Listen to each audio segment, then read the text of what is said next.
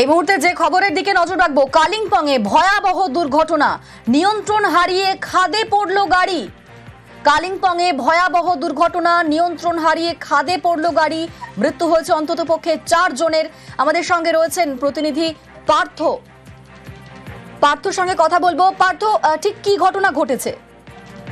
গতকাল রাতের ঘটনা, কালিম্পং গরুবাথান ব্লকের পাথরঝোড়া থেকে এই যাত্রীবাহী গাড়িটি যাচ্ছিল গ্যাংটকে। তখনই কিন্তু কালিম্পং এর কিডনেতে নিয়ন্ত্রণ হারিয়ে গাড়ি খাদে পড়ে যায়। ঘটনাস্থলে চালক সহ 4 জনের মৃত্যু হয়েছে, 2 শিশু সহ 3 জন আহত হয়েছে।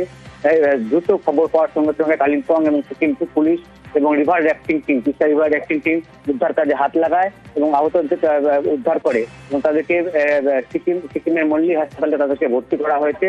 এবং প্রত্যেকে কিন্তু সিকিমের বাসিন্দারা, আহত এবং নিহত সকলেই কিন্তু সিকিমের বাসিন্দা এবং ঘটনা তদন্ত শুরু করেছে পুলিশ। কিভাবে দুর্ঘটনা ঘটলো সেটা প্রাথমিকভাবে জানা যাচ্ছে যে রাস্তা খারাপ থাকায় সেই সময় গাড়ির নিয়ন্ত্রণ হারিয়ে কিন্তু 50 মিটার নিচে তিস্তার খাদে পড়ে যায় এবং ঘটনাস্থলে গাড়ির চালক সহ 4 জনের মৃত্যু হয়েছে এবং 3 জন কিন্তু আহত হয়েছে। পার্থ, গাড়ির নিয়ন্ত্রণ কিভাবে হারালো? চালক কি কোনোভাবে মত্ত অবস্থায় ছিল?